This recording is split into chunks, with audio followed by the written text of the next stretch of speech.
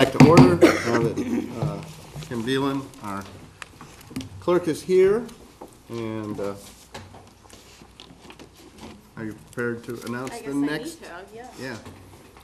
So I'll just give you a few seconds by saying that the next hearing is for case 090-17, Helmus Circle LLC off Worcester Court and Alma Road. Comprehensive permit 40B development for 28 dwelling units known as Little Pond Village at Falmouth Heights. And, Mr. Chairman, the vote The- is a majority vote, not a Okay, supermajority. simple majority on this, and the voting members are the regular members of the board. Being all persons deemed affected by the Board of Appeals under Section 11 of Chapter 48 of the Massachusetts General Laws, you are hereby notified that Helmus Circle LLC of North Reading, Massachusetts, applied to the Zoning Board of Appeals for a comprehensive permit pursuant to General Law, Chapter 40B, Sections 20 through 23 and 760 CMR 56 to construct 28 single-family detached homes, with 7 being affordable. The properties are 7 existing vacant lots located off Worcester Court and Helmus Circle, Falmouth, Massachusetts. I'd like to make a disclosure. Okay, Jerry? I'm a member of a local civic organization in which this was discussed. It wasn't on the agenda. It was just after a pizza party. One of the members wanted to bring up something. In fact, the same issues that were brought up were sent out to all members of this association. There were negative comments. The comments were essentially what we received. Okay. I got up and said, you need to go to the ZBA to understand the rules of ZBA and what the project is. Consequently, I do not feel there's a need for me to recuse myself, and I think under the Massachusetts laws, I'm the only one that can recuse myself, because I don't think it's not even a de minimis violation. You can't walk around town without someone saying something to you. Thank you. Okay. Does Does anybody have an issue with that? anyone have an issue? Does council have an I issue? appreciate the disclosure, and if you're comfortable, that, we appreciate that. Yeah, no, we appreciate you telling us. Thank you. Okay. And board? Comfortable? Okay. All right, we'll move forward then with presentation. I presume we start with the applicant's Did she get, representative? excuse me, Mr. Chairman, did she get through the referrals? I did Oh, not. I'm sorry. Oh, I'm No, sorry. that's okay. So, Sorry, Peter. there was there was the Zoning Board of Appeals review, as there is for all comprehensive permits. And there is a letter from Scott Schluter, the staff engineer to SRI, setting forth a number of items that was submitted to our file on November 8th, 2017. Plan comments, I'm just going to read the headings for you. Plan comments, sewage, water, parking and access, grading and drainage, and just some other general concerns. There was an email from Mel Trott of the fire department. The fire rescue department's comments regarding the review of Little Pond Village at Falmouth Heights are as follows. The first is access road widths and turning radii on the current plan appear adequate for emergency apparatus. We will review with the water department the spacing and number of fire hydrants. Maximum spacing is 500 feet. There was also a memo submitted from the Department of Public Works and Water Department regarding the project. One second. I think that was it. And then we did receive a letter from the Cape Cod Commission and with some different comments. And we received that November 14th, 2017. And we also received 9 letters with comments and concerns, 1 letter in support, and 4 letters in opposition.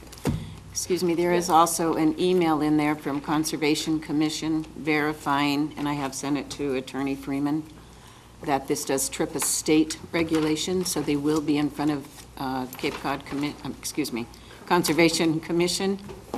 And there's emails in there in response from inquiries from Amy Lowell, our wastewater superintendent, that I also forwarded to Attorney Freeman. Okay, Thank you, sir. all right, I think at this point, we're ready to hear your presentation. Very good. Thank you, Mr. Chairman and members of the board. For the record, I'm Peter Freeman, Freeman Law Group in Yarmouth, representing the applicant. And first, I'll introduce the team. Randy Lilly is the principal of the applicant, Helmut Circle LLC. He is here, and he will actually give a decent part of the presentation. I will do a little less than I sometimes do. Our engineers from Dupree Engineering, Joe Penny and Brandon Carr. And Brandon is going to do the review of the site plans and the various things such as that. So mine will be just a very quick overview. The reading of the advertisement briefly described the development. I won't repeat the basics of what it is because you'll learn a lot more, and the public will, of course, learn a lot more from the other presentations. But I just want to, if I may, in about a minute, just explain 40B. The board certainly understands 40B, but it is a balancing test whereby we look at the possible adverse impacts. And we ask for waivers. We have, clearly that's understood. We ask for waivers from local regulations, which the board has to weigh if there would be real detrimental adverse impacts compared to the housing need that's both in the town and the region. And under 40B, the main benchmark is 10% of the housing stock being affordable or low and moderate income. And most towns on the Cape, including Falmouth, are not there. Falmouth is at 6.4%. So that's why we are here before the board and in your town under the 40B comprehensive permit statute. And the only other thing that I want to do before just quickly ticking off the jurisdictional requirements, so-called standing under the statute, just a bit of the history as to how we tried to develop it and create a good relationship with the town. Early on, we went to see the town planner, Brian Curry, and he actually encouraged us to apply. And of course, the critical factor is the sewer, and we know that the project can be hooked up to the sewer, and that's what we're proposing. We also, a little bit later, met with the Affordable Housing Committee, and they are positive. We also, which was arranged by Sari after we applied, but very helpful and we appreciate it, we had an informal, if you will, not quite site plan review, but very similar, a technical review with all the department heads on the various subject matters that you will certainly look at in terms of possible impacts. So we wanted to make sure we did that, and we did do that, and we will respond in detail later, as Brandon will tell you. We sent in a brief letter just saying, yes, we're aware of these town comments. There are a lot of technical comments. We don't believe that there's anything that we can't satisfy with either clarifications or, if necessary, minor revisions. So we're fully cognizant of all of those things, and we appreciate the comments in advance. It's very helpful for the process that we appreciate it. So we'll go through those things. On the jurisdictional things, again, just real quickly to move it along, under 40B, you have to basically show three things. One is that you control the site, and we have the purchase and sale agreement. We included all of these in our binder. Mine is still sitting down there, but you see the big binder, and we have a very thorough application. So we control the site. The second thing is that you have to be a limited dividend organization or a public or nonprofit. Helmut Circle LLC is a limited dividend organization because, in essence, it has the approval from the state subsidizing agency, and it agrees to abide by their regulatory agreement, including the so-called limited dividend provisions. And then the third thing is you have to show project eligibility and the suitability of the site and the project under the various agency and state 40B regulations. And we submitted the project eligibility letter from Mass Housing that is dated July 20th, 2017. So that's the third prong, if you will, of the eligibility. So we satisfy all of those eligibility requirements. And just so heads up for the neighbors and for the board, if you're not aware, as part of that process, when we file with the agency for project eligibility approval, the town gets notice of the full application. They get a copy, we delivered it. And they have 30 days, any town, all towns under this process have 30 days to send in comments, and often towns do. In this case, there were no comments sent in by the selectmen or any other body or board of the town. And then there were specific findings, we don't need to go through them, but specific and very positive findings that Mass Housing made that were attached to their project eligibility letter. And again, we included that in our package. So in essence, I don't want to speak anymore. I'll be available naturally to answer questions later. The last thing I'll point out before turning it over to Mr. Lilly is, of course, we did include the list of waivers. You know that's critical. What I typically suggest is that it may be too soon to do it the first night. I'm not going to go through them in my presentation. We're happy to go through them at any time. be tonight or later. You know, I'm not going to go into them on my own, and if you would like us to address things later, of course, whatever you would like. So with that, I'll turn it over to Mr. Lilly.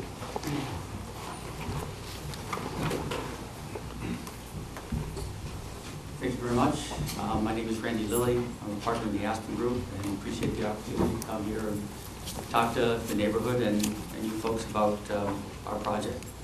I mean, personally, the Aspen Group is a real estate development company. We've done everything from housing to office buildings, industrial buildings, the whole gamut. My own background myself is I am an architect and used to practice architecture, and so we are very cognizant of design, and it's a key element in everything we do, and usually good design leads to good projects. So, just briefly talk about the project, and then I'm going to turn it Microphone. over to the engineers, but the site is off of Worcester Court and Elm Road. It's 4.9 acres.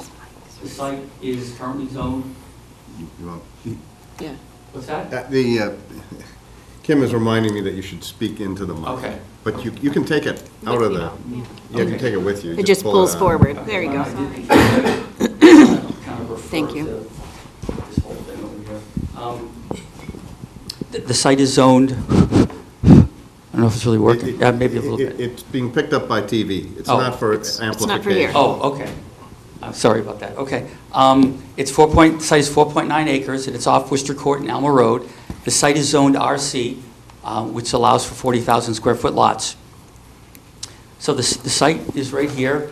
This is Worcester Court, this is Alma Road, this is Little Pond. The site is kind of in somewhat of a, I would call a transitional zone, in that this is industrial and a lot of retail.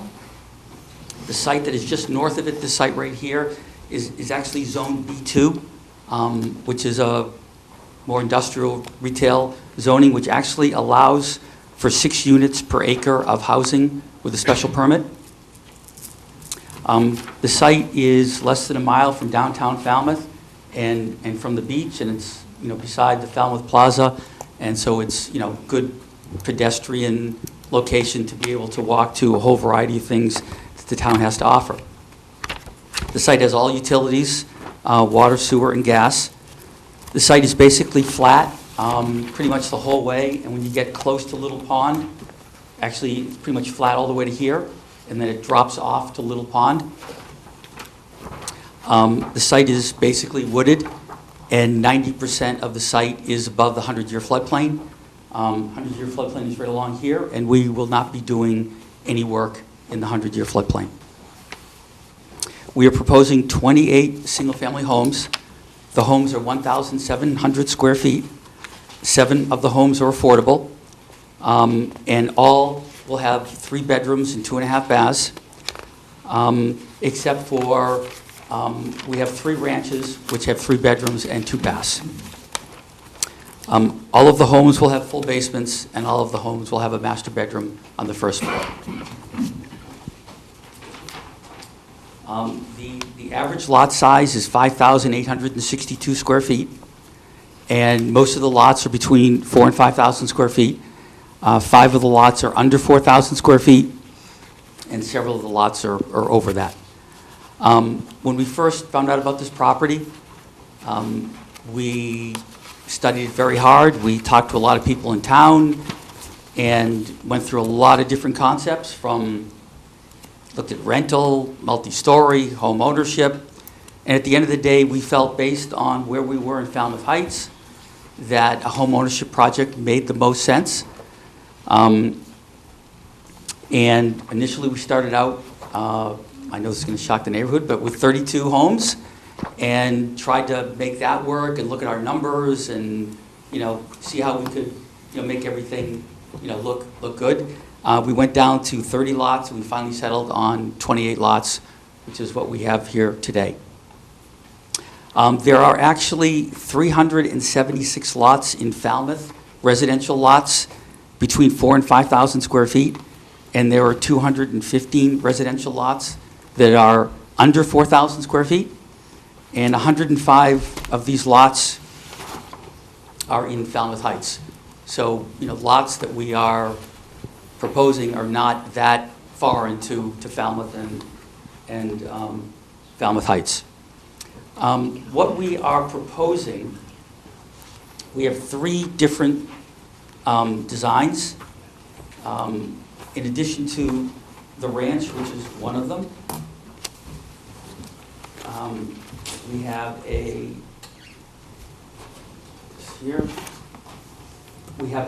cape and a salt box. I'm sure everybody kind of knows, what those are. This shows the elevation of the cape. The footprints, this is the salt box.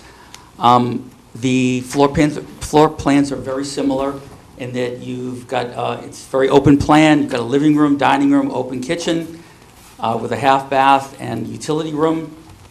And then on this side of the house, you've got the master bedroom and bathroom. And you go upstairs, and there are 2 bedrooms and a full bathroom upstairs.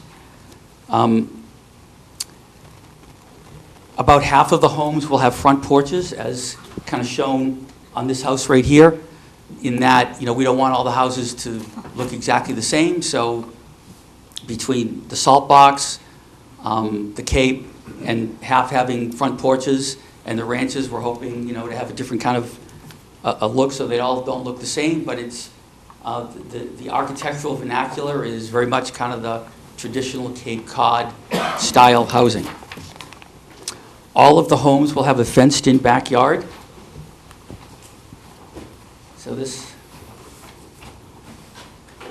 shows, so there will be 2, this shows the house with a porch, and the whole backyard will be fenced in, except for the houses that are on the north that face the Spring Bars parcel. That's open to woods, so we would just have fencing on the side and not in the back.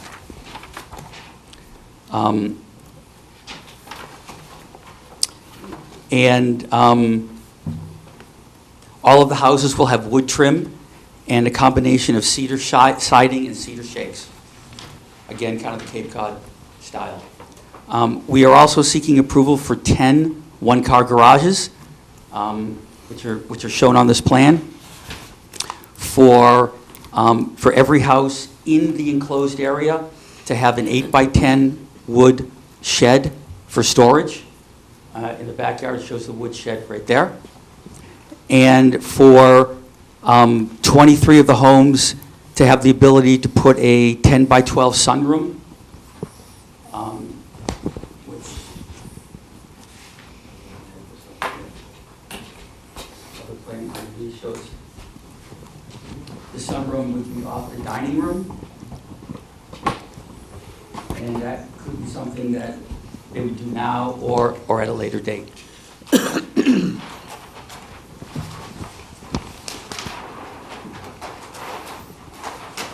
So this shows the wood shed, and this shows the sunroom off the dining room. All the sunrooms are in the exact same place. There is a sidewalk all the way from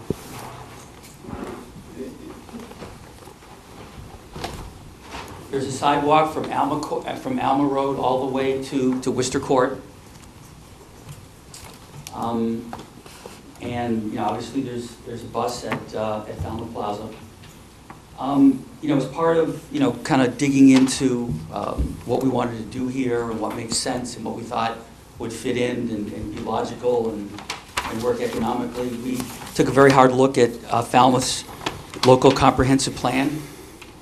And policy number 2, when I quote, says that Falmouth wants to grow by guiding development into convenient and pleasant villages. And that's sort of our concept here, kind of a Cape Cod village concept. And policy number 3, it talks about, when I quote, encourage increased density, which you need to do in order to provide affordable housing. On page 23, it says Falmouth can improve on its housing affordability by addressing land use regulations and density. In order to solve the housing problem in Falmouth, allow greater density in existing neighborhoods. Future housing options should be determined by available infrastructure, walkability, schools, and services. And we have the infrastructure, and we're within walking distance to downtown and the local retail, and that's kind of what we tried to create here is kind of a village concept. About 30% of this project, of the land area, is what's in the Davis Straits area.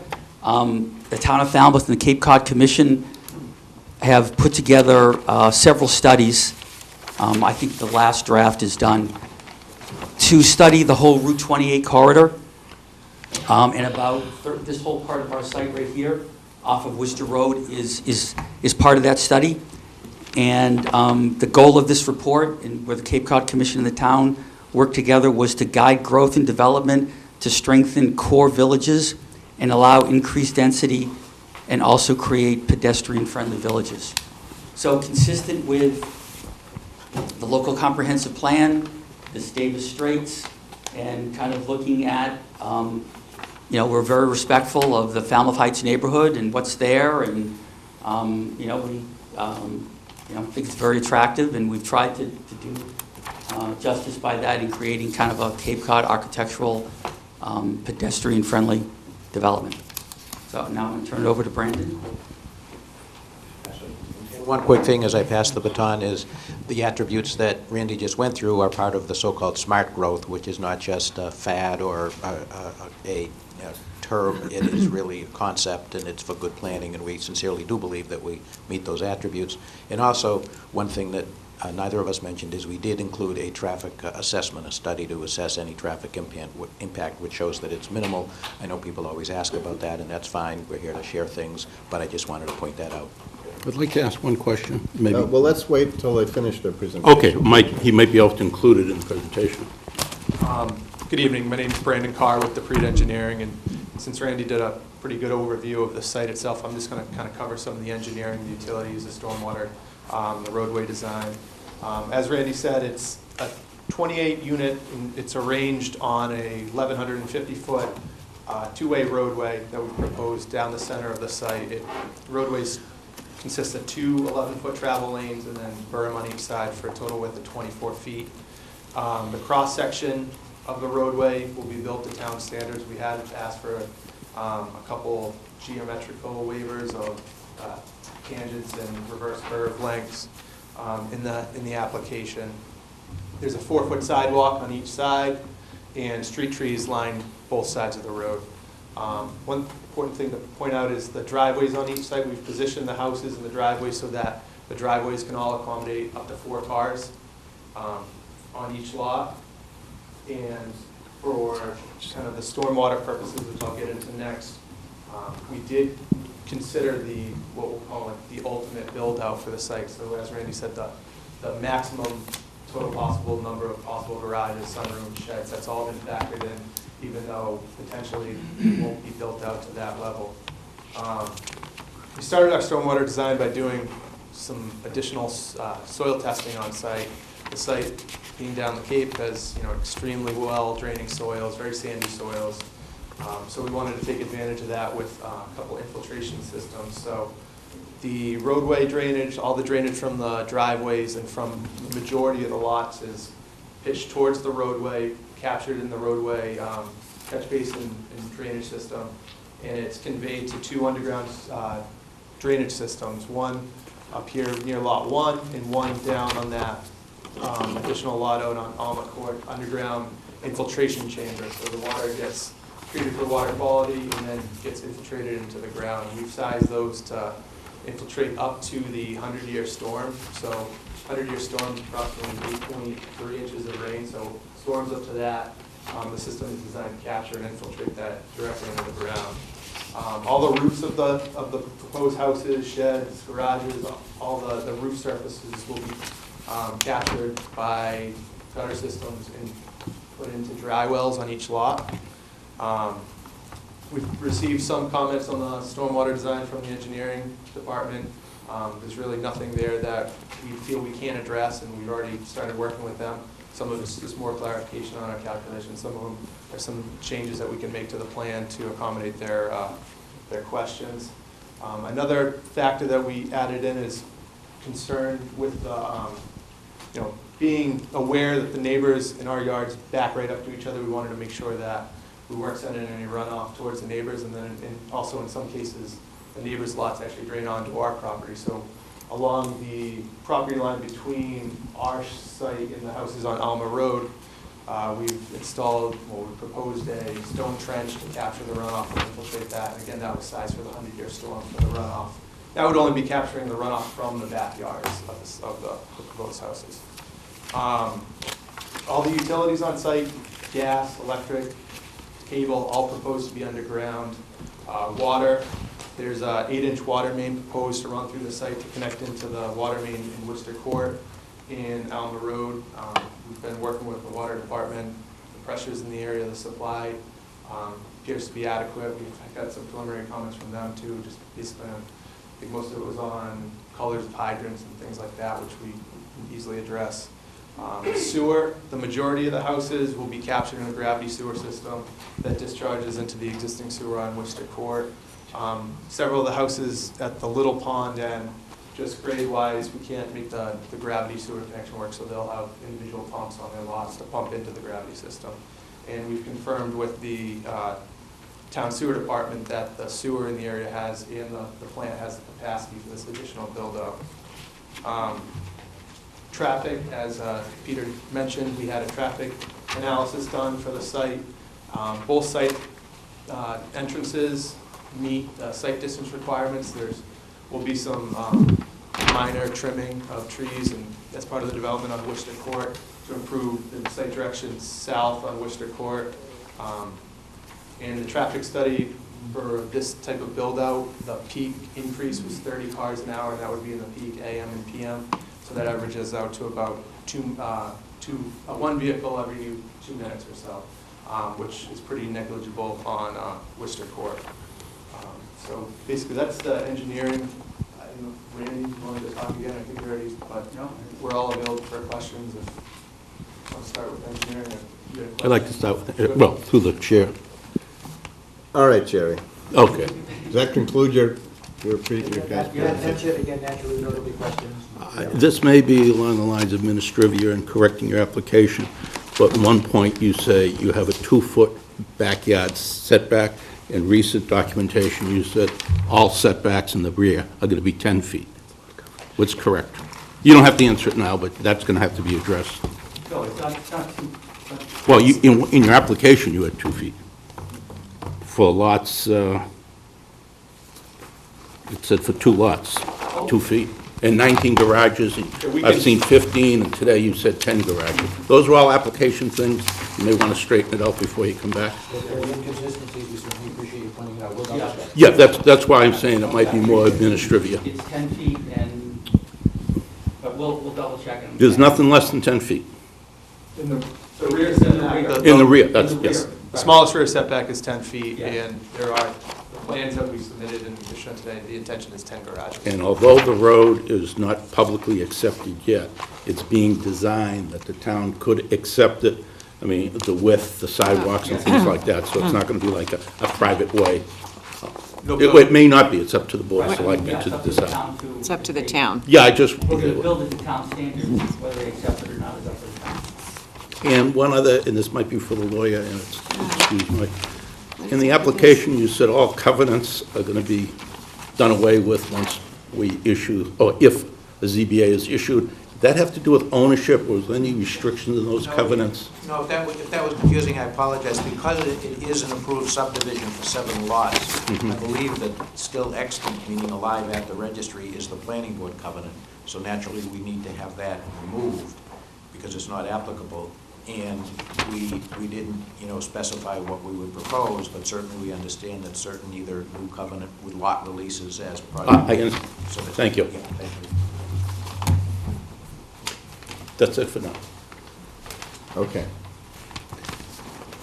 Other questions? Should we just move down the board to TJ? If, No other questions? is there any proposed screening along, I believe would be the south, so that would be facing the neighbors on Alma Road? Yeah, we proposed a 6-foot-high fence along the backyards abutting Alma. Yeah, Okay. the backyards are totally fenced in. Mhm. So against, on Alma Road, there's a fence. One go back. No proposed vegetation or any trees, anything like that? Randy, or- you need to use the microphone Oh, sorry. You want me to say that again? so or- that the TV land can hear you. Okay. The whole backyard is fenced in, so all along Alma is fenced in. In terms of the landscaping, although, it's not, we've hired a landscape architect, our concept at this point is we're going to do the landscaping in the front. So it's all done and it looks nice, and everybody is going to, within the fenced-in area, is going to do whatever they want relative to a patio and landscaping. There may be an allowance to have them do that, and we're going to try to save, some trees back there, and we'll just have to see. Sure. So the 6-foot privacy fence, that'll pretty much run right up against the property Right on line? the property line, yes. Yep. And another question I had, just dealing with, daily life, day-to-day things happening. Mail service or garbage pickup, how's that going to be The handled? town has told us that if we build the road to town standards, they will pick up the garbage and plow the road. And on mail, we have spoken to the post office, and their preference would be to have two, I'll call them gang mailboxes, one at each end for half the houses, as opposed to delivering individually to every home. That's what they've told us. Right. And there was a comment made about the sidewalks. I thought I heard that there were going to be two on each side. Yeah, no, it's only on one side. Just one Sidewalks side. on one side, yep. And what side would that be? It's on the southern side, Southern side. yep. Thank you. That's it for now, okay. Kim? Okay. Is there going to be, and some of these questions might be in your materials, but, is there going to be a homeowners association? Yes, there will be. Okay, and what are they, or is the association going to be? They're really Charged with. only maintaining the storm drainage system, which is, you have it inspected once a year, and they own the road. So, they, maintain the road, repair the road, and if the town doesn't accept it, they're responsible for that. But it's primarily the drainage system to maintain that. All right. So you cited to a number of lots when you were making your kind of presentation, just talking about how there's small lots throughout Falmouth Heights, and I just wonder if there's some comparison. So I understand that, say, these lots as proposed is in keeping with, say, Falmouth Heights. We'll assume that's true for the moment. I just wonder if you could provide any information as to lot coverage, because I think the per lot coverage here is pretty significant, and I think it would be helpful just to have that as a comparison with other properties. Yeah, I mean, I'm not trying to tell you that every lot in Falmouth is 5,000 square feet. I'm not saying that you're Yeah, trying the to lots tell me on Alma are 10,000, 12,000. But we did provide a whole calculation on the lot coverage for every single lot. Within the development, yeah, that's there. She's So- asking for a comparison of Mira Vista. Well, yeah, I was just asking because you had provided that, so I just didn't know if you already had something. You provided the number of lots, small lots, nearby when you were making your presentation, so I was just wondering if you had lot coverage for those Oh, I mean, lots. for the lots? Right, I mean, we're more than, than the lots, okay, because those lots are bigger. So, okay. so our lot coverage is greater than the lots on Alma Road, by example. Okay, If the lot is, 10 or 12,000 square feet, our lot coverage is more. okay. Is there an age restriction? No. Trash pickup, teacher. Lighting throughout, I saw that there were a couple posts just kind of at the entrance, but what's the proposed lighting? on Yeah, it? right now, we are proposing a light at Worcester Court and at the intersection of Alma and the road that we're building.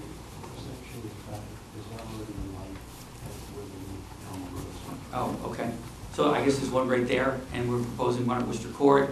And we're working actually with our landscape designer in that one of the things that we're talking about, although it hasn't been finalized, is having a light pole, you know, in front of every house as part of the architectural elements, but we haven't finalized that yet.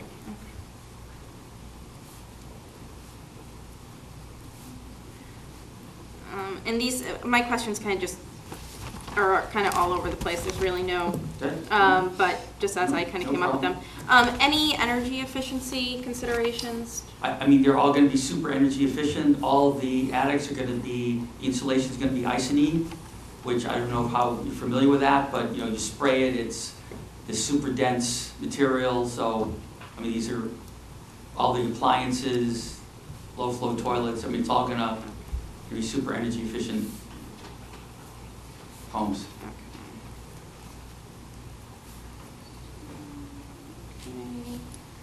And there's basements on, is that all of the units or just some of the units? No, every single house is gonna have a full basement. Okay, and will that be finished by you, or do you, I don't envision them necessarily being finished. okay, Yeah, there's gonna be light wells, but not finished out? no. Okay.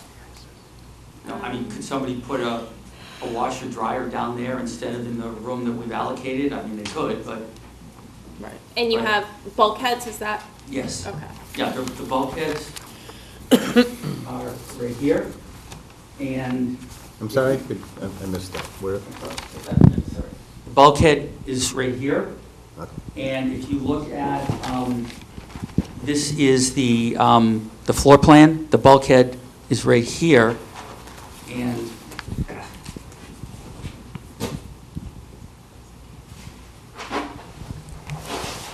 this shows the basement, the bulkhead's right there. So bulkheads are all in the back that go out into the backyard.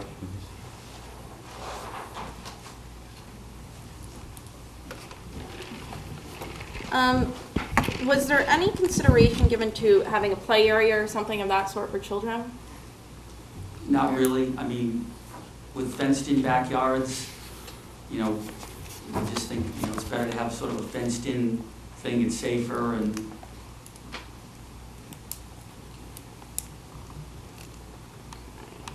And I think there's a park that's not too far away as well, but, you know, if you've got little ones, having been there myself at one point, it's better to keep them in an enclosed area and watch them. Medium size. Okay. Sometimes the adults too. I know Jerry asked about the 2-foot setback for the rear, but I think there was one I saw for a side yard setback, 2-foot side yard setback. I just wanted to know where that was, which, I think that has to do with the sheds. But, yeah, I'm pretty sure that's what it is, right? Yeah, I mean, the houses are more than, you know, 2 feet off the property line, but in some cases, if you're gonna add a garage, as I said, we proposed 10 one-car garages, and those are within 2 feet of the property line. so which lots are those on?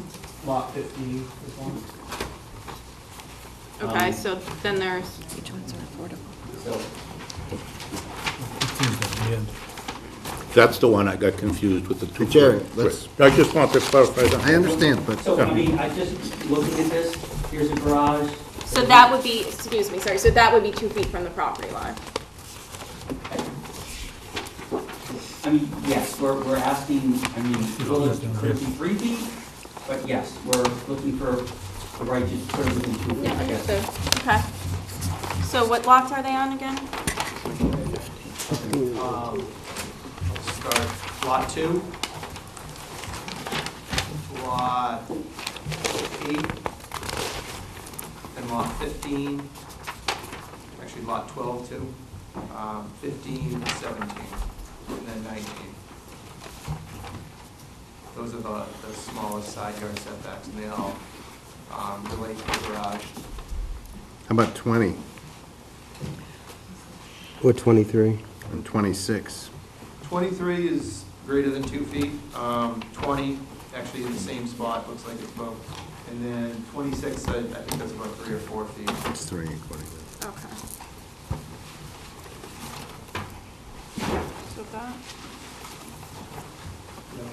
think we gave a breakdown lot by lot of the coverages and all the setbacks for Yeah, we each did. individual lot. Do any of the, do you have designated the affordable lots? Yeah, no. Okay.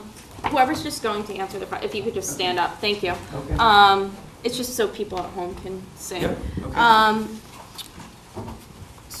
okay. So not yet designated. Would you anticipate any of those would have garages? No, the garages are an extra, and if anybody, I mean, how many people are gonna want a garage? Maybe nobody that wants a garage. But that's how we're proposing it at this point.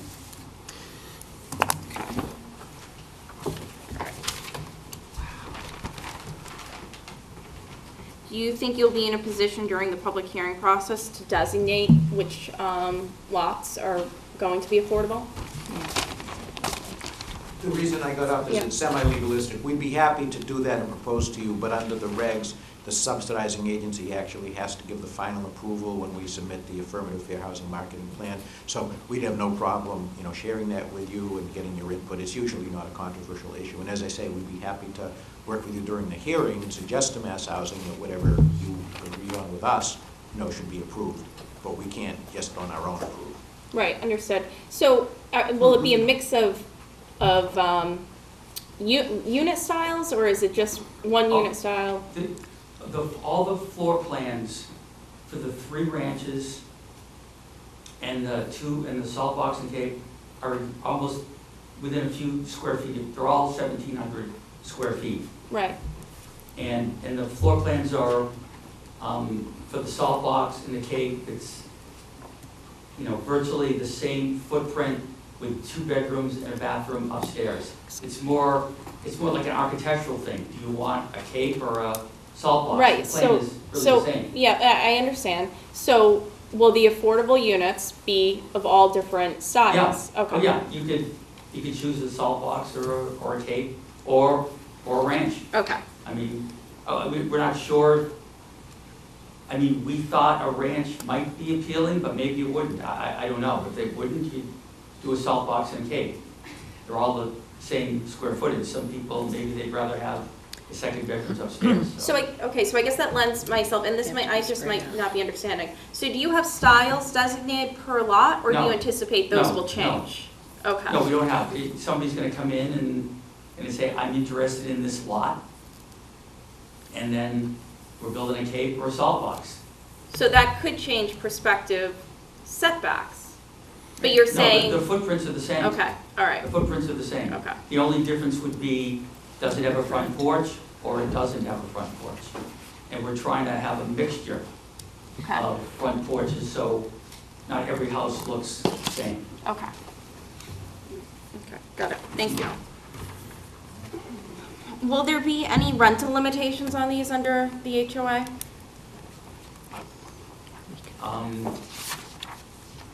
I'll be honest with you, I haven't thought about it. I mean, it's a home ownership thing.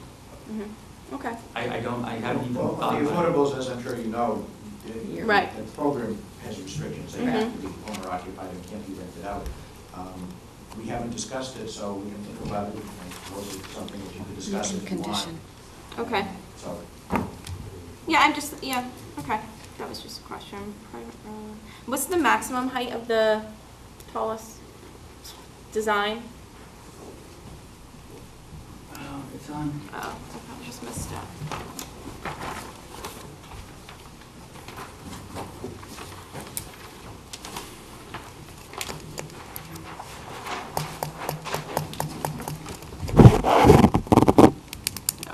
Something tallest.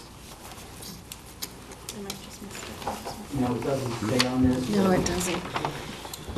Does it? I didn't see. Oh, yes, about 25, to the peak of the roof, Where are we?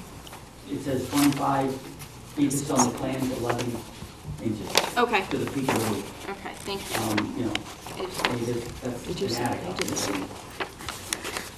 Okay. What material would that fence along Alma Way be? Excuse me? Or Alma Road, excuse me, what material would the 6-foot fence be to the rear? It's not, back, mean, I guess, the we southern haven't, property? totally decided yet, to be honest with you, but I'm assuming it would be wood. Okay.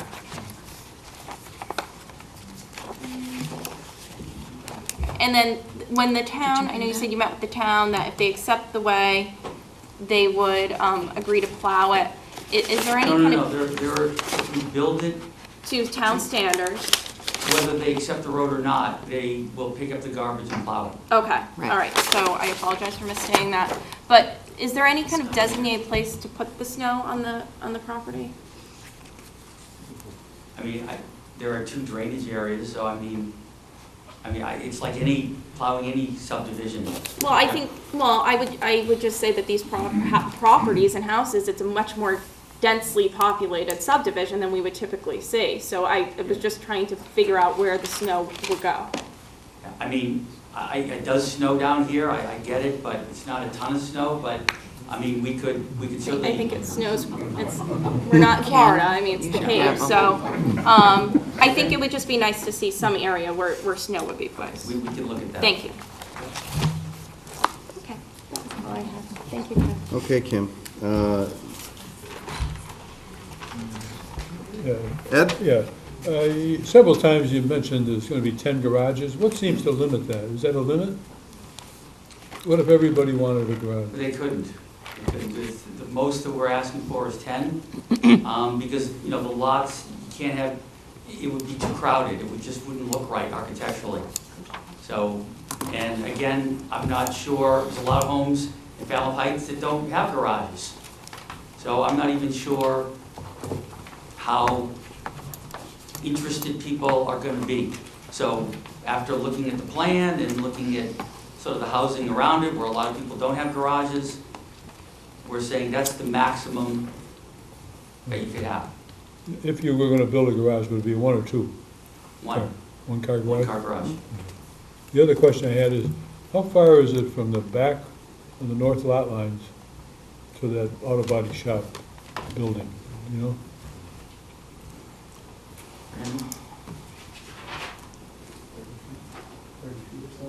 Approximately 30 feet. 30 feet of woods? Yeah, so it's approximately 30 feet from the property line to that auto body, but it's not directly behind any of the houses. So from the house on Lot 1, I would estimate about 150 feet. Oh, okay. Thank you. That's all I have. Well, my fellow board members were so thorough, I'm kind of like the second to last guy here, so I don't have any questions right now. Okay, Paul, let's see if Robert has anything. Just following up on Kimberly's comments on the styles of the houses versus the ranches. You said that the footprints are the same, but what's the footprint size of a ranch versus the footprint size of the salt box and the Cape? The footprint of the ranch is all on one floor. I actually wrote that down here.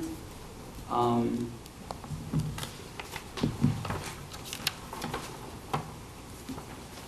know I have it in my notes. The footprint of the salt boxes and the capes is about 1,090 feet.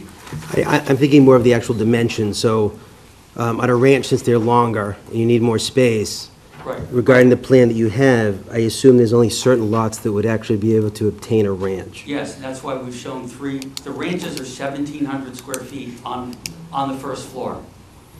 And the capes and the salt box is 1,090 feet on the first floor, and the rest is on the second floor. So the lots that actually show the ranches, Yep. those are the lots that people would be able to choose if they wanted to change the style from a ranch to a Cape. But on the Cape properties, they could not go to a ranch, I correct? mean, there's a couple of lots, like in the back, you could maybe put a ranch on those. But, again, I'm not sure how attractive even a ranch is gonna be.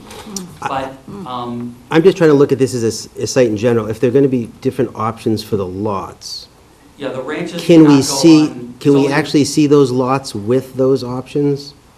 Just so, like on the conceptual plan that you have here, Yeah, we've shown the lots with the ranches, 3 ranches.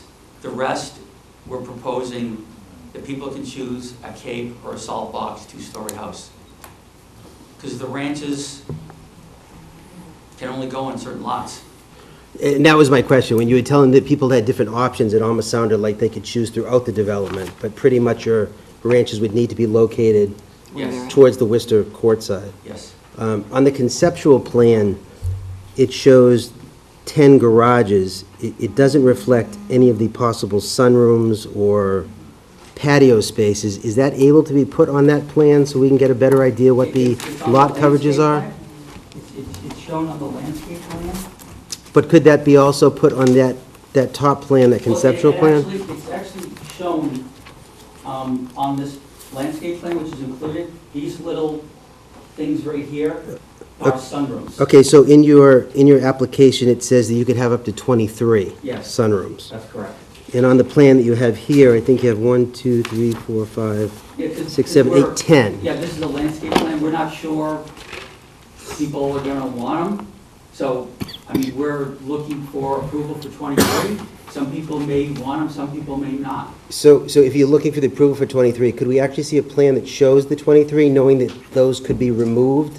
But we're actually seeing a plan that shows the maximum? No, we could get to something like that. You mentioned on the Alma Road side where you're going to be having the fencing, to fence in the backyards. Yep. And again, you said safety for children and stuff, which makes sense. But yet there's no fencing at all proposed on the ones on the opposite side? I mean, if somebody wanted a fence there, I mean, we'd be happy to put it in. It's just, this is all nice woods. No, I was just going by your comment that, it makes it a nice, safe backyard, so you wanted to put it on one side, so why wouldn't you put it on the... If, all I'm saying is, here, we're trying to screen the neighbors from having a house close to them. Here, there's woods. So if somebody here wanted a fence, totally fenced-in backyard, great. On the Alma Road entrance, how are you handling water runoff where there's a higher steep and there's a blind corner? I'm going to have Brandon talk about that. That was actually one of the comments we talked about with the engineering department, and we're actually going to shift our last two catch basins right to that intersection with high-capacity grates to catch that runoff before it goes out into Alma. When you're coming up from the Lucerne side around the corner, Yep. it is pretty much a blind corner. Is there any way to, how are you handling like line of sight or, so that cars coming out of that entrance aren't right on top of? When we did the traffic study, we measured the sight distance at that entrance, and it does meet the requirements for the speed posted. Well, the speed assumed for that road, there's actually no speed posted. But it does meet, I think it's 190 feet of sight distance, which does meet the requirement. From that corner at the bottom? Correct. Because I drive that road a lot. That's Yep. why usually as soon as you start to make that turn, Mhm. you can't see anybody for the next 30 feet. I mean, when you come around that corner. Are you saying traveling up Alma, taking? No, that other direction. Coming from Oh, Lucerne. coming from the As south. soon as you hit that corner, Yes. you can't see when you turn the corner and you're right on So you're top talking about of. sight distance towards the Yeah, site towards the entrance? site. Yeah, it's something we can look into. Also, just for verification, the application said that you were not located in the coastal pond overlay. Are you in the coastal pond overlay? No, we are not.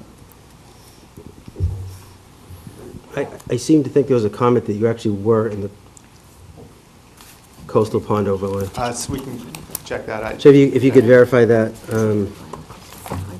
Also, I know you were talking about gas. Have you verified that there is gas definitely available since they've done the sewer work on the main roads? Yes, we've talked to the gas company and the electric company, and there is service available in the area. We did talk to the town DPW, and if we do go into the roads, we'll provide a full width patch of the road from side to side in any area that we go in for utilities. And then regarding these sunrooms, you mentioned that the garages would only be for the market rate units. So how are you handling the possible finish of sunrooms? Are those also just the market rate, or would they be dispersed through?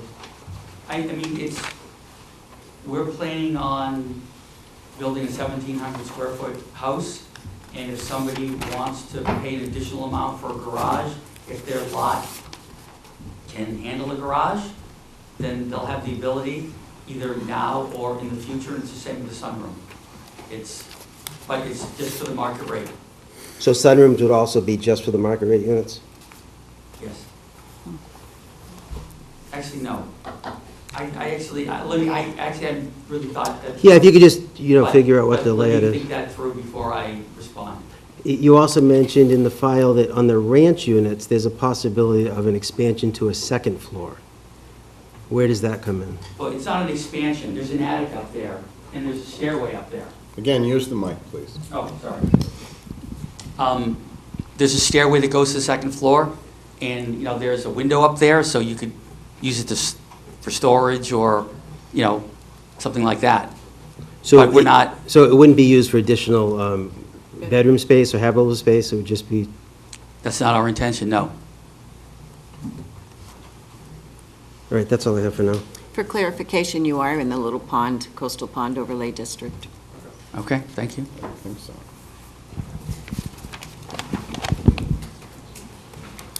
Is that it, Robert? Yeah, that's it for now, thanks. Okay, I guess I have a couple of questions as well.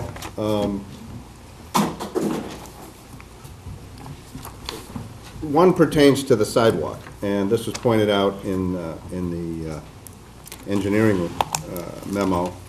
The site plan shows a grassy strip buffer between the roadway and the sidewalk, Yeah. a 3-foot grassy strip, and then a 4-foot sidewalk, and then, I guess, up against Right. the property line, I assume. And then but that's a discrepancy with the way it's shown on sheet 11, I guess. Yep. Which is correct? We have to study it a little bit more. I think our preference would be to put the grassy strip there. That would certainly be my But preference. we just need to look at it, in terms of the front yard of all the homes to make sure that, there's enough there. But that's the direction we'd like to go in, but we haven't formally decided yet. We need to study that a little bit more. Okay. I mean, the other thing that was pointed out is that the 4 feet, does it include the curb or not? Regarding the construction of the road and the town accepting it, obviously that's up to the town, but again, the engineering report points out that to have this road accepted as a public way, the roadway system should be built to town standards, and the following standards are not met. And then they point out minimum right-of-way width, 44 feet, so you don't have the layout. Minimum centerline radius, 150 feet, minimum reverse curb tangent, 100 feet. In each of those cases, you don't meet that standard. And I guess minimum reverse curve tangent length also is not met. And then there's this issue of the grade at the intersection, which apparently is a little steeper, 3.5%, entering from Alma versus the 2% recommended. So I don't know if you can move towards conformance with the town standards, but I think if your goal is to get the town to accept this road eventually, that might be a good idea.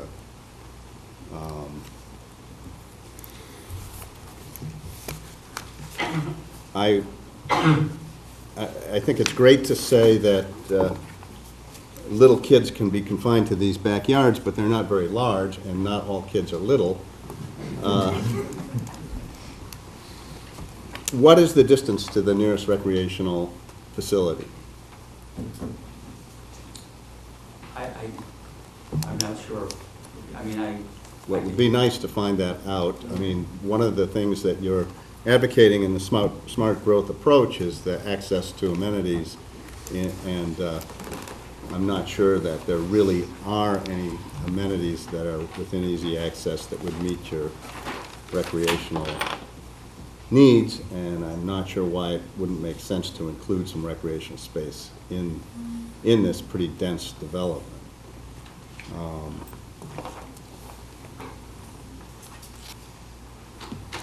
So just so I understand a little bit better, the way you're marketing this is an applicant or a person interested in buying would buy the lot. Then they would decide between a range of potential models to construct on the lot? Not all lots could accommodate all models, clearly, but, Well, not all lots can accommodate a ranch, but Right. I'm assuming somebody's not gonna, they're gonna buy a lot and we're gonna build a house. right, And a house is a 1,700 square foot cape or a salt box. right. So and then they may elect also to add the sunroom, Yes. the garage, Well, the garage only. only 10 of them. Only those few. So is it first come, first serve? I mean, Yeah. how, Yeah, okay. yeah. Or Uh, somebody, they may say, I don't really care about a garage and no interest in a garage, I want a house without a garage. Yeah, no, they might. And then there's sheds on some of these, or all of them? or- No, we're looking for approval for everybody to have a 8x10 shed in the backyard, in a fenced-in area. So this table you gave us that gives the percent lot coverages, does that include Yes, the shed, the garage, the sunroom? yes, So that's the maximum Yes. lot coverage? yes. Okay. That includes is if you built out, sunrooms on 23 lots, garages on Okay. 10, and everybody had a wood shed. Now, the shed, why is that needed? There's a full basement, and there's bulkhead access.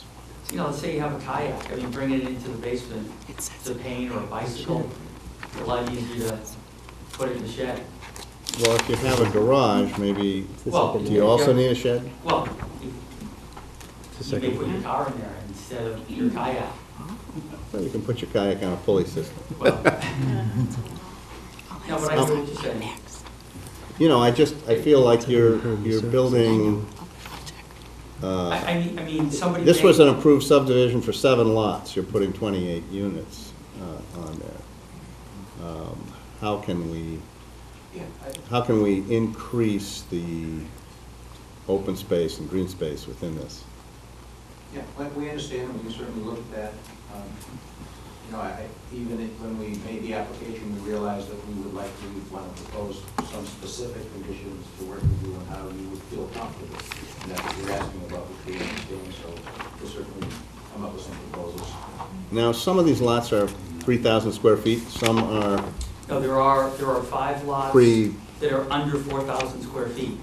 All the rest are more than 4,000 square feet, and there are, there are a 5 or couple that are 6 that 15 and 20,000. Right, yeah. So, but they're not, I presume they're not all priced the same. We haven't, we haven't priced it. I mean, even though you have a bigger lot, you can't build a bigger house. The house is still I understand. the So is it Same. possible that an affordable unit could be built on lot 12? It's probably not likely if it's the largest Yeah, I would lot. say it's probably not likely. I would say it's not likely. I mean, obviously, 12 and 13 are the most desirable lots. I understand, but So you're I thought that the goal of these affordable developments was to intersperse in an equitable way Right. all of the homes, so that there is no discrimination. You can't tell who's living in affordable, who's not. And we think we can do that adequately without putting them on lot 12 or 13.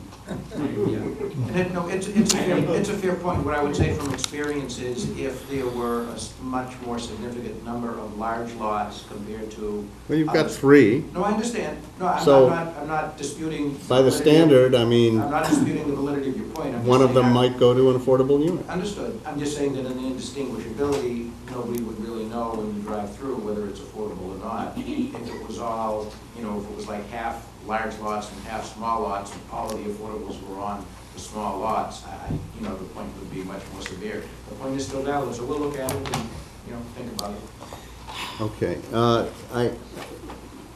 Echoing the concern that Robert had about the intersection of, I'm sorry, I've forgotten the name of your road. Lucerne and Alma and Helmus.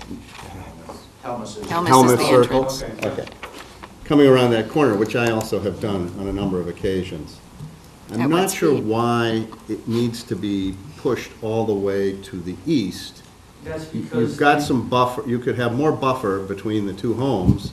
Yeah, that's because this is a very large detention basin that's picking up more than half of the drainage. And so you need a certain area to be able to accommodate all that runoff. Well, couldn't that be on the other side? To create more sight distance from the corner? You know, it's a possibility. We'd end up losing one lot, but, you know, because, you know, if we put it on the other side, but we'd lose a lot. Yeah, I understand, but you have, what, 28 of them?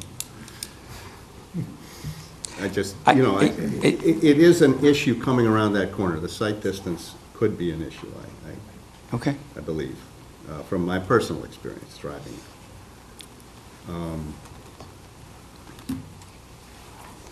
Okay, now the parking you proposed, can you talk a little bit about that? The garages, I mean, the driveways are designed, they're roughly 35 feet long, plus or minus. So you could squeeze in, you know, 4 cars there. How much official parking are you creating? When you say official, Well, you can put 4 cars there in the driveway. It's wide enough for 2 cars side by side and 2 cars behind. You want to hit the gavel? I'm going to ask that the public please not have side discussions. You'll have your chance to ask questions. So, because I believe I read there were 56 parking spaces proposed, 2 per house. Yes. and I'm just wondering, is that just for the residents? Is there any visitor parking formally? No, there's no formal visitor parking. You know, if, as I said, you could fit 4 cars in each driveway if you had guests. So that would mean that you would have, for 28, you'd have about 110 cars on this site. Yeah, I mean, it'd be a lot of visitors. I mean, in general, worth assuming that, you know, most. But what's the traffic impact of that? Well, I mean, maybe that's on 4th of July or something, Yeah. but I mean, I think in general, you know, most people, they're gonna have 1 or 2 cars. Okay.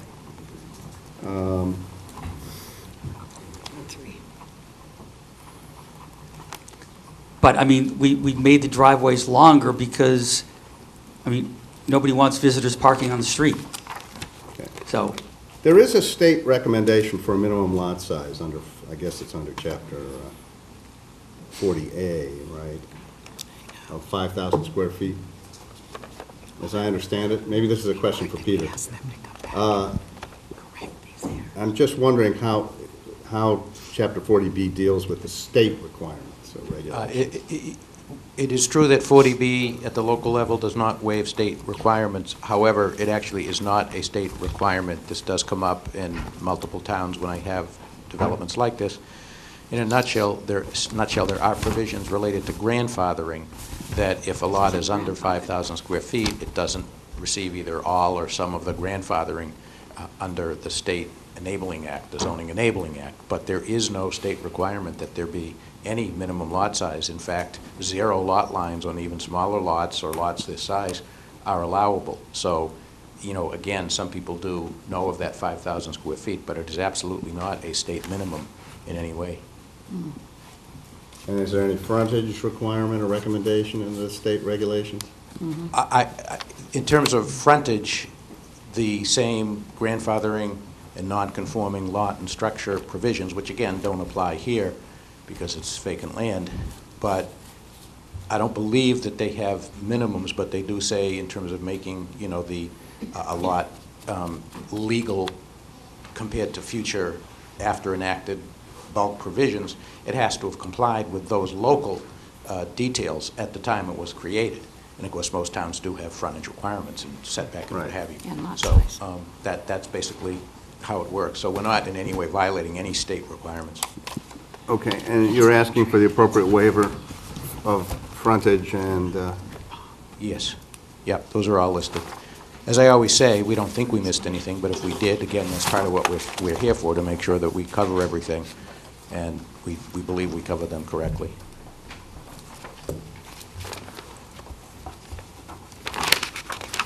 Okay, that might do it for me at the moment. Kim, you got more? I just have one follow-up in terms of, did you give any consideration to making this like standalone condo units? Because would you be creating less dimensional nonconformities by doing that?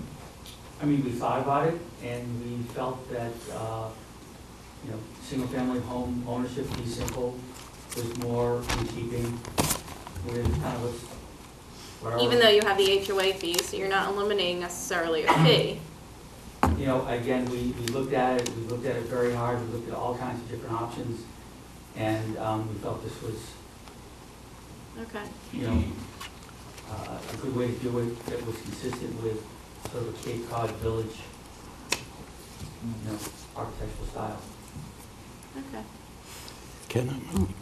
Okay, I did think of one other thing in seeing in my notes, there were some, in the file, there were some references to Cape Cod Commission recommendations. I guess there's a vernal pool some distance away, and they suggested some reconfiguration of some lots to allow naturalized connection from the roadway to businesses along Worcester Court. And I just don't know if that was a pretty vague reference in this letter, but did you take into account in your design any of their recommendations? Well, we got their letter a couple of weeks ago, but, I mean, I think in terms of meeting all the state, setback requirements, that we meet them. Yeah, on those points, the main thing is it's part of, if you will, a package of detailed comments that we will look at and respond to. The Cape Cod Commission letter, you've probably seen a lot of them, so have I, and, it's really, although it has a few of those suggestions, but there's really not many. I don't think there's any that I would consider indicating a viewpoint from the commission that they have negative thoughts about it. In fact, their conclusions are that they believe it's appropriate and consistent with various standards and what have you. But you're right, on that detail, they did mention that, and, we don't want to shoot from the hip. That's one of the things we're looking at in conjunction with the other points that our engineers will work on with the town. Okay. All right, Jerry, you had one more thing? Well, no, these are a series of follow-ups based on the other colleagues. The grinder pumps, E1s, which there will probably be, will they be a gang that, one pump could handle, which could be designed 2 or 3? That would mean the HOA has to handle them, or would each homeowner have his own individual pump? The intention for that, I think it's the last 6 units would be that they would each have their individual pump. Okay. The other thing, would you consider stop signs on either end of your roadway to prevent people from going out, or maybe you would do that automatically? Sure. Yeah, I don't see work with no the issue. town. I think the other thing on setbacks, I was confused. I think it'd be good if you could tell us what the setbacks are for each proposed garage and house. I don't think patios are as difficult with setbacks, but I think people want to know if there's going to be a patio 2 feet from the back of their yard or the side of their house. So I think setbacks, initially, I was confused by this, and I think you should come back and let us definitively know what the setbacks are going to be, or what waivers you need. I guess that would be the correct assumption. The other thing, you could go up to 4 bedrooms per house. I'm assuming you're limiting this approval to the number of bedrooms you request. The individuals could by the bylaw, but once we approve it or disapprove it, I think that would supplant the local... You're saying because they're hooked to the sewer, they could have up to 4 bedrooms? That's correct. That's not what they're proposing, no. But it's what we could approve. You could approve 3 bedrooms. That's what I'm saying, they're- yeah. or as they propose. And they'd be held to that in the Yes, conditions. that's, just want to make sure. I mean, we're not looking to build a bigger house. It's not a bigger house, you could put a bedroom in the basement, you could put a bedroom in the Oh. garage, No. you could easily add a bedroom. Okay, well, we're not asking for Good. that. And we Okay. understand it would be a condition that it's the 3-bedroom houses as shown on the plan submitted. Okay. And you acknowledge you have to still get a state wetlands permit? Yes, yes. Okay, so we might have other questions for that. Did you say you had drainage going on to Elmer Road? Are they circular drainage basins, or are they these trench drainage basins? It would be a standard catch basin for one on each side. Circular. Square. Square. Okay, no, some people in driveways, right, no, yeah, no, it's- some people like them, some It's a people don't. nightmare for maintenance, so. Yes, well, that's, some people would agree with that. Depending on if you build this to town standards, you won't have to worry about where the snow goes, because the town has to worry.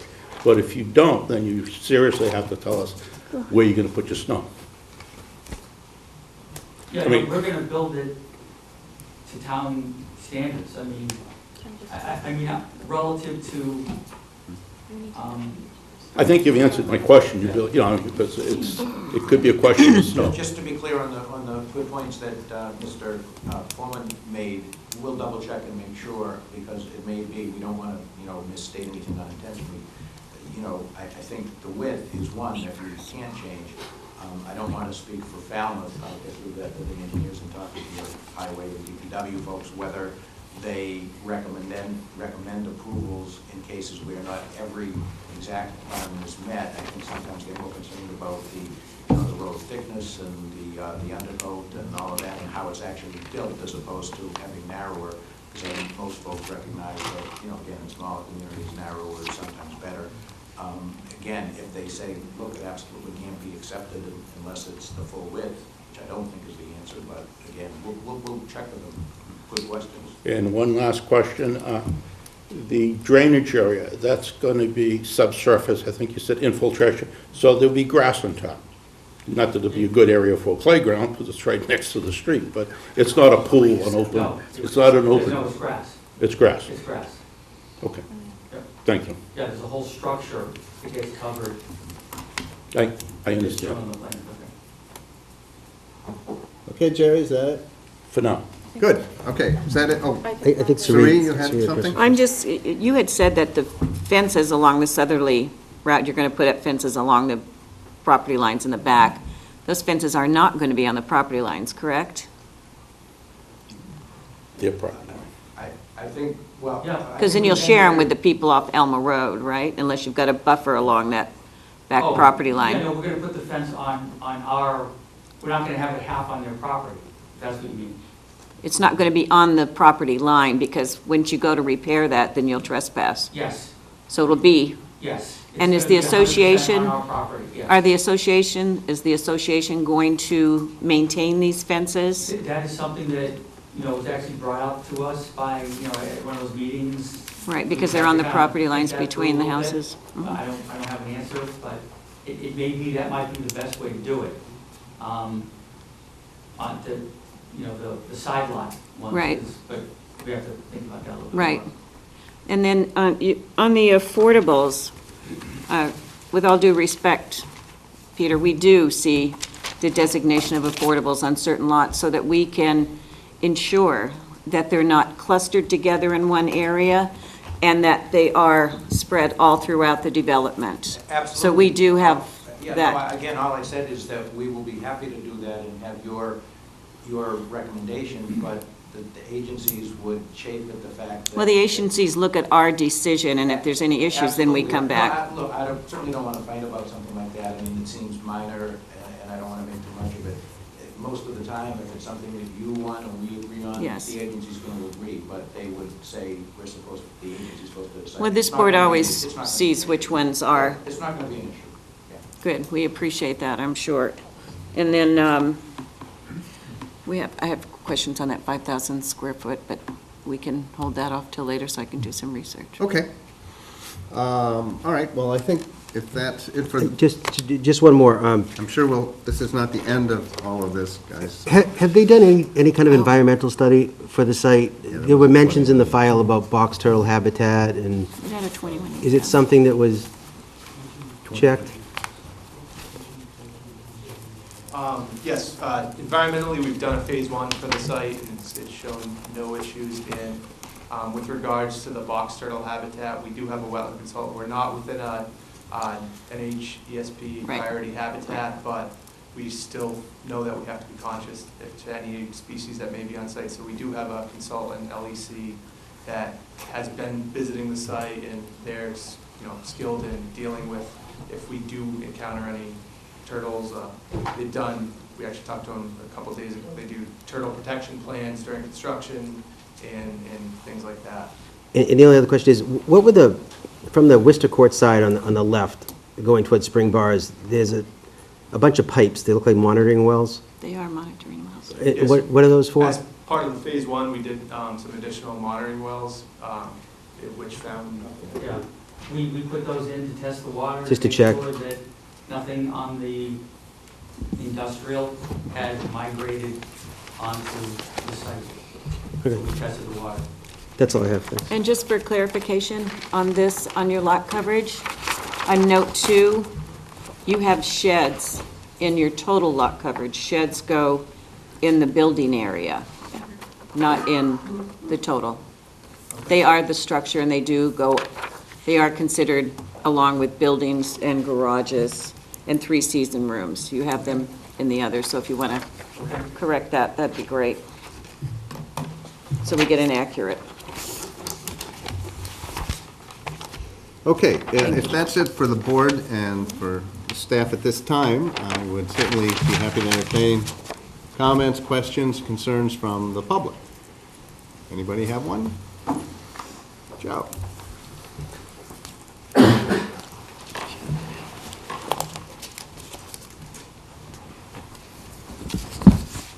Joe Netto, 33 Alma Road, and abutter to this project. My wife and I both own property at 33 Alma Road. And I'd like to, before I ask questions in any form of presentation, I have to become Jerry Patamus for a second as this began. You're not that good. I don't know the name of the gentleman, but this younger gentleman here, that's something that you please clarify, because when you spoke, and all my questions have to do with the sewer, you said that a majority of the homes would be connected to the sewer. Again, you should direct to the board. Oh, excuse me. And then he'll undoubtedly hear what you say. Okay. In the presentation, I heard that a majority of the homes would be connected to the sewer, and I was under the assumption that 100%, whatever that be, would be connected to the Yeah. sewer. So can we get that clarified? I think what he said, I don't want to speak, was that a majority would be on that gravity-fed Right. system, Oh, and then the but remainder would have Versus the pumps. infamous grinder pump? There'll be 6 3 of them. on You're granted lucky. to the board. Okay, if I may then. Basically, I have 2 questions for this board, and as Mr. Freeman said, I guess it's your job to, this presentation on both sides, those of us that are affected by this.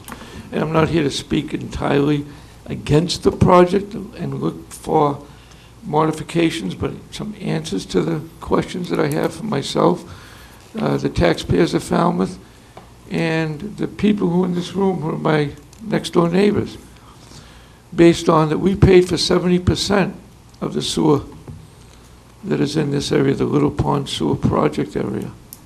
And the rest of the taxpayers of the town of Falmouth paid for the other 30%.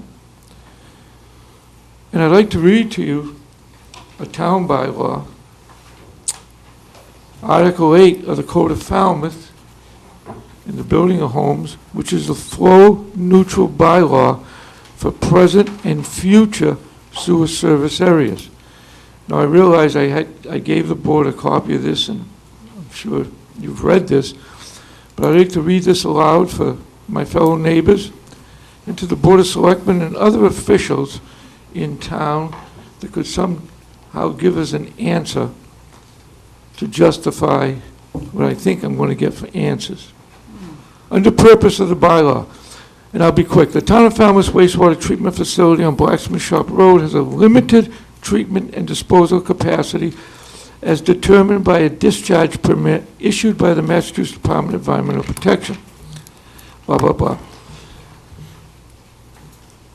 In order to comply with the terms and conditions of the discharge permit, to manage present and future wastewater flows, to meet present and future water quality standards, and to support broader community planning objectives.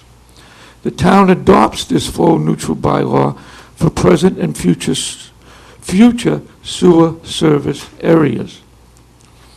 This bylaw shall apply to all present sewer service areas of the town, except for the new Silver Beach sewer service area.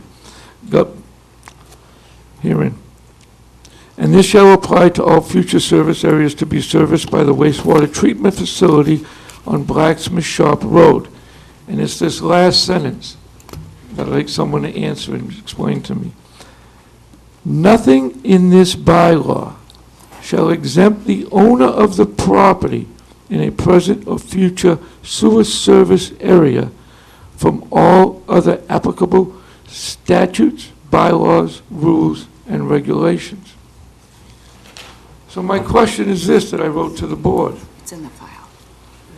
This property where this 40B project is being proposed was assessed 7 SEUs for abatement and tax purposes. Again, address it to us, Oh, please. I'm sorry.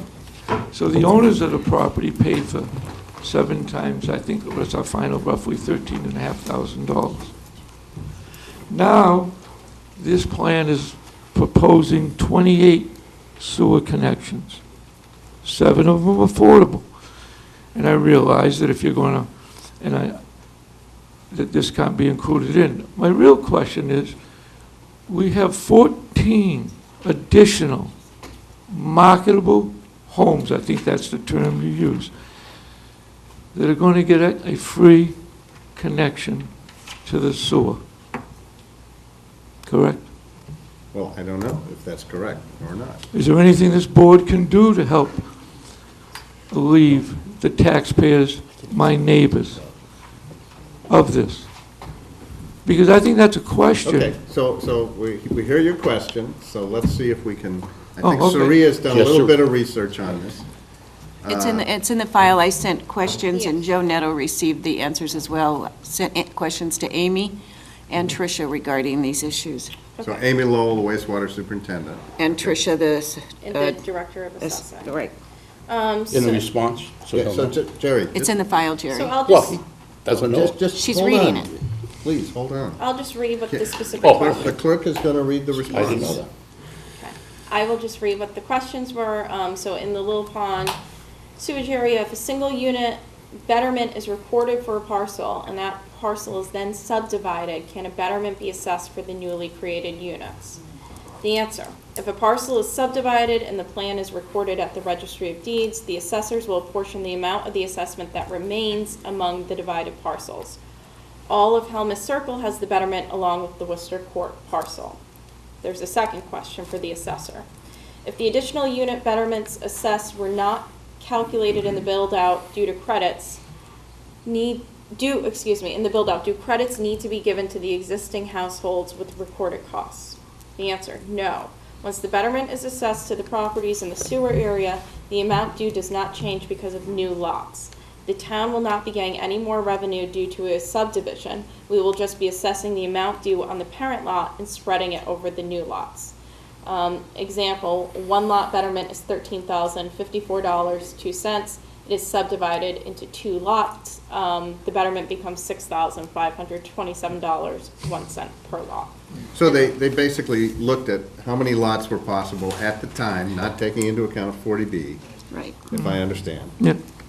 Figured out how much money was needed, divided it across all the lots. Now, if you split the lots Amy Lowell's answer is into there, 10 too, pieces, on each one pays a tenth of flow. what the original betterment was. And the other thing, through you, it's against tax law. The money was collected for that project. The town cannot arbitrarily say, these homeowners have to pay extra, and you could go to the collector's office. I was heavily involved, so it's a matter of taxing, additional taxing. And I don't think the Board of Selectmen has addressed future connection fees, because this was not a vacant, as a proposed subdivision, wasn't a vacant lot, which the Board of Selectmen could consider connection fees, but not to reimburse it to everybody in the sewer service area. Okay. That's common sense. I don't think you're going to redo the math. I'm sorry. No, I was Cerise, I'm trying to read lips.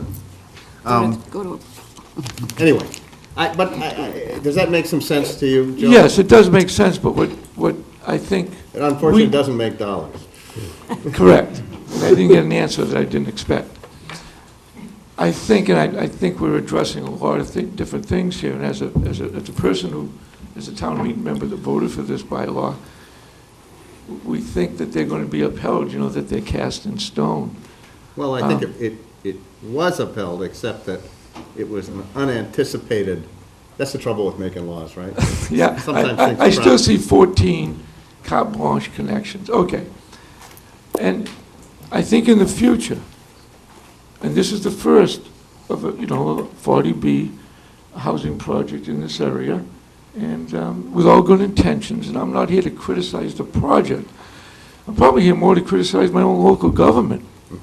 And let's plan well, for the future. Let's not cast too broad a net. This Okay. is a zoning board discussion, okay? That's so- what your board can do, or what we can do in the future, because you always want to plan for the future, and what's going to happen, and my next question would be the discharge, what's going to happen to this sewer area when somebody comes in and, just to take a side street on Mara Vista and buys up 5 Well, there is a lots? limit to what the plant can handle. Handle. And I think there's some point at which the wastewater Right. superintendent can say, nope, we can't hook up anything more. And the But next- that will set some limits. Okay, and the next question, so, Mr. Foreman, while you just mentioned it, my next question to the zoning board was, in the bylaw, this sewer area has a daily discharge of 260,000 gallons per day.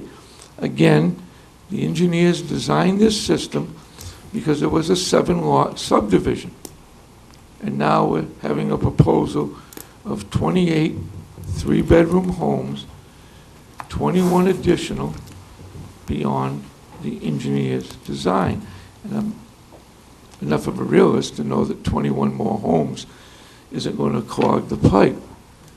But what happens in the future? And I'm sure there's, Well, let me just say to you, that's a little beyond the scope of what we Oh. can deal with here, right? I mean, this is a hearing about this project.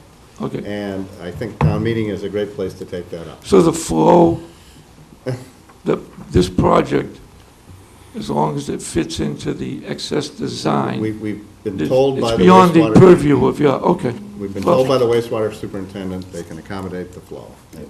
Okay, I wanted to bring those 2 questions up. Okay. Now we've got the answers to them in the future thought. All right, let's And see. thank you very much. One other thing, he mentioned excess flow, it's called reserve capacity, and it's 110 gallons per house in that area. And standard design says, you don't know how many new houses are going to be built, not built, go up to 4 bedrooms, not go up to, that's why the permit condition has the wastewater superintendent reporting to the selectmen as to the capacity. I think this is important, because a number of Jerry, people, but- it's not- but education. It's not, yeah, but we're not Okay, here to beyond- have a class on wastewater design. And it's No, not our on jurisdiction. capacity And it I'd is. like to though. just, there's other people out there that want to talk, and so I'd like to move things along. if we Mr. could. Foreman, thank you. Okay, but before we do, I have a request that we take a short recess for a bathroom break. Oh, So, that's nice, that's nice. right, exactly. So just carrying on with the same, theme, short recess for bathroom break.